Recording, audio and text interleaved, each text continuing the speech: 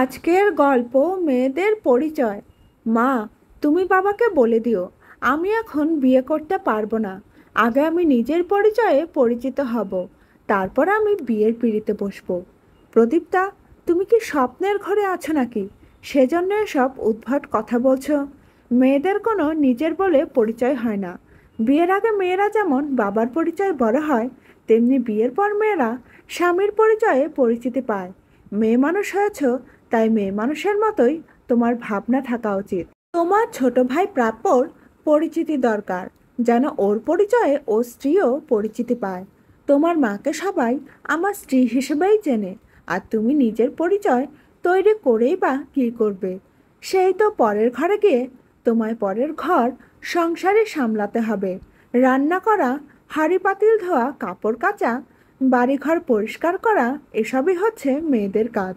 মেয়েরা হবে ঘর সংসারে মনোযোগী, আর বাইরের দিকটা বাড়ির পুরুষেরা সামলাবে। মেয়ে হয়ে এখন তুমি ছেলেদের কাজ করবে নাকি? কিন্তু বাবা, নিজের পরিচয় তৈরি করা আর ঘর সংসার সামলানো এক কথা নয়। বাবা, আমি তো বলিনি আমি সংসারে মনোযোগী হব না। আমি শুধু বলেছি আমি পড়াশোনা শেষ করে কিছু একটা করতে চাই, যেন আমার নামে তোমাদের সবাই চেনে, তোমাদের নাম উজ্জ্বল হয়। শোনো প্রদীপ্তা, আমি আমার মেয়ের নামে পরিচিতি পেতে চাই না। আমার ছেলে আছে আমার মুখ উজ্জ্বল করার জন্য। তোমাকে শুধু ভালোভাবে পরের ঘরে দিতে পারলেই আমি এখন বেঁচে যাই।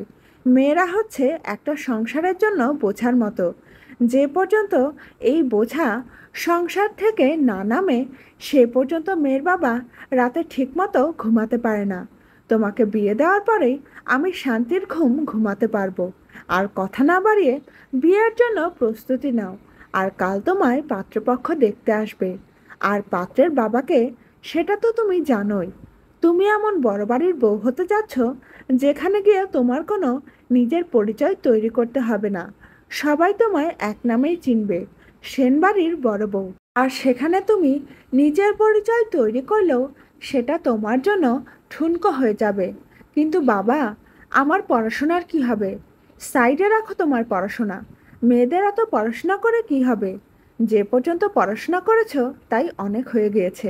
জানোই তো, মেয়েরা কুড়িতেই বুড়ি হয়ে যায়। আর আমি চাই না তুমি বিয়ের আগেই কুড়ির সাথে বুড়ির উপাধিটাও পাও। যদি তোমার হাজব্যান্ডকে রাজি করিয়ে তুমি পড়াশোনা চালিয়ে যেতে পারো, তাহলে তুমি আবার পড়াশোনা শুরু করবে। আর যদি তোমার হাজব্যান্ড বা শ্বশুরবাড়ির মানুষেরা তোমায় পড়াশোনা করতে না করে, তাহলে ওখানে সব বাদ দিয়ে দেবে। শুধু স্বামী সংসার নিয়েই তখন পড়ে থাকবে। নিজের জন্মদাতা পিতার মুখ থেকে এসব কথা শুনে নিজেকে খুব অসহায় লাগছিল। আমি তাহলে বাবার ঘরে এখন একটা বড় বোঝা হয়ে আছি। আমার জন্য বাবা শান্তিতে ঘুমাতে পারে না। অন্তত আমি নামক বোঝাটা বাবার ঘর থেকে দূর হয়ে বাবার একটু শান্তির ঘুমের কারণ হই।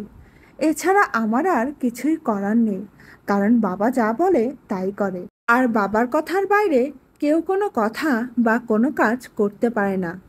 পাত্রের বাবা আমায় আগেই দেখেছিল, তাই তো পাত্রপক্ষ আমায় দেখতে এসেই বিয়ের দিন তারিখ ঠিক করে গেল। আমার সব স্বপ্ন ধূলিসাৎ করে দিয়ে আজ আমি বিয়ের পিঁড়িতে বসলাম।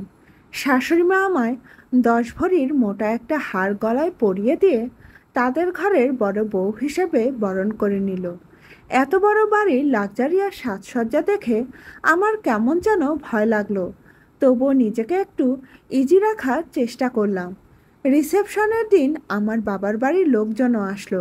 ওরা এত বড় বাড়ি দেখে আমায় ভাগ্যবতী বলে বলতে লাগলো, কপাল কিরে তোর প্রদীপদা, পরাগের মতো সুদর্শন বর পেয়েছিস, আবার এত বড় বাড়ির বড় বউ হয়েছিস।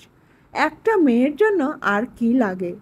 তখন আমার বাবাও ওদের কথায় সায় দিয়ে আমায় বলছিল, দেখেছিস, তোকে আমি বলেছিলাম না, তোকে সবাই এক নামে চিনবে। কিন্তু আমি যতই ভাগ্যবতী হই না কেন, এত ভালো পরিবার, এত ভালো স্বামী, এত সম্মান পেয়েও আমার কেমন যেন মনে একটা শূন্যতা কাজ করেই যাচ্ছিল। সেজন্য আমি স্বামী সংসারের প্রতি মনোযোগ দিতে পারছিলাম না। আর আমার এই মনের শূন্যতা, সংসারের প্রতি অমনোযোগী ভাব আমার হাজব্যান্ড বুঝতে না পারলেও আমার শ্বশুর মশাই ঠিকই বুঝেছিল। আর উনিই আমাকে প্রথমে বলেছিল, বৌমা, তোমার মনে কোনো ইচ্ছে থাকলে আমায় তুমি সেই কথা নির্দ্বিধায় বলতে পারো। আমি চেষ্টা করব তোমার সেই ইচ্ছে পূরণ করতে। আমিও তখন বাবাকে বলেছিলাম, বাবা, আমি পড়াশোনা শেষ করে নিজের পরিচয় তৈরি করতে চাই। আমি মেয়ে হয়ে জন্মেছি বলেই কি নিজের পরিচয়ে পরিচিত হতে পারবো না? বাবা, আমার ইচ্ছেটা কি পূর্ণ হবে না? কিন্তু বৌমা, তোমার বাবা যে বলেছিল তোমার পড়াশোনা করার কোনো ইচ্ছে নেই, সেজন্যই তো আমরা তোমাদের বিয়ের ডেটটা এত তাড়াতাড়ি দিলাম। শ্বশুর মশাইয়ের মুখে এই কথা শুনে আমি খুবই অবাক হলাম। বাবা আমায় নিয়ে এত বড় মিথ্যে কথা বলেছে। তবে বৌমা, আমার খুব ইচ্ছে ছিল আমার দুই মেয়েকে ওদের নিজের পরিচয়ে পরিচিত করার, কিন্তু আমার মেয়েরা আমার আর স্বামীর পরিচয়কে নিজেদের জন্য বেছে নিয়েছে। তাই আমি চাই তুমি তোমার নিজের পরিচয় তৈরি করো। কিন্তু বৌমার এখন পড়াশোনা করে আর কি হবে? পরাগকে কিছু জিজ্ঞেস না করেই, আহ গিন্নি, যেখানে আমি বলেছি সেখানে পরাগের পারমিশন নেওয়ার কি হলো? আমার বাবা আমায় সাপোর্ট না করলেও আমি আমার শ্বশুর মশাইয়ের সাপোর্টে আবার বিশ্ববিদ্যালয়ে যাওয়া শুরু করলাম। এতেও আমার বাবা আমায় বাধা দিয়েছিল। তবে সব বাধা পেরিয়ে যখন আমি পড়াশোনা শেষ করে বিসিএস দেওয়ার মাধ্যমে জেলা ম্যাজিস্ট্রেট হিসেবে নিযুক্ত হলাম, তখন আমার শ্বশুরমশাইয়ের চোখে জল দেখলাম। ওনার মেয়েদের নিয়ে করা স্বপ্ন আমি পূরণ করলাম। তবে আমার বাবা বলল, মেয়েদের এত বড় জায়গায় চাকরি করা মানায় না। একটা মেয়ে কখনোই একটা জেলা পরিচালনার দায়িত্ব পালন করতে পারবে না। ছেলে হলে মানা যেত। কিন্তু আমার চাকরির বয়স 1 বছর না পেরোতেই যখন আমার সুনাম এলাকাসহ জেলায় ছড়িয়ে পড়ল, তখনই আমার বাবা গর্ব করে আমায় বলল, সত্যি রে মা, তোর মতো মেয়ের বাবা হয়ে আজ আমি নিজেকে নিয়ে খুবই গর্বিত। লোকে এখন আমায় জেলা ম্যাজিস্ট্রেটের বাবা বলে সম্বোধন করে। তোর জন্য আমায় অনেক সম্মান করে, যা আমি আমার ছেলে সন্তানের পরিচয় দিয়েও পাইনি। আমি ভুল ছিলাম রে মা।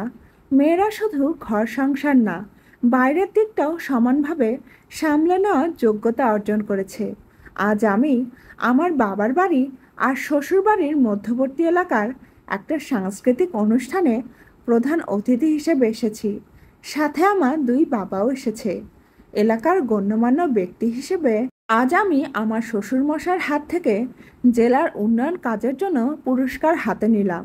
আর দূর থেকে দেখলাম আমার বাবা চোখের জল মুছছে। তবে প্রতিটা মেয়েরই একটা নিজস্ব পরিচয় থাকা উচিত। মেয়েরা আর কত শুধু বাবা আর স্বামীর পরিচয়েই বড় হবে। যতই বাবা আর স্বামীর পরিচয় মেয়েদের মাথার উপর থাকুক না কেন, আগে নিজের পরিচয় তৈরি করাই মেয়েদের মোক্ষম কাজ হওয়া দরকার।